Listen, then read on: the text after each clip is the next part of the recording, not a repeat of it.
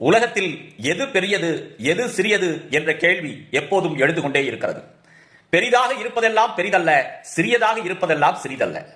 அதனால் பெரிதினை கண்டு வியக்க வேண்டிய அவசியம் இல்லை. ஒன்று பெரிதாக இருக்கிறது என்று சொன்னால் வலிமையாக இருக்கிறது என்று பொருள் அல்ல. ஒன்று சிறிதாக இருக்கிறது என்று சொன்னால் அது வலிமையற்றதாக இருக்கிறது என்று பொருள் அல்ல.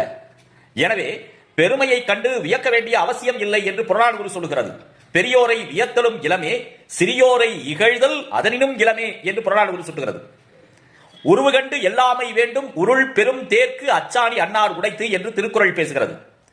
அப்படி என்றால் உருவத்தை பார்த்து இவன் பெரியவன், இவன் நல்ல குணம் படைத்தவன் என்று சொல்லிவிட முடியாது.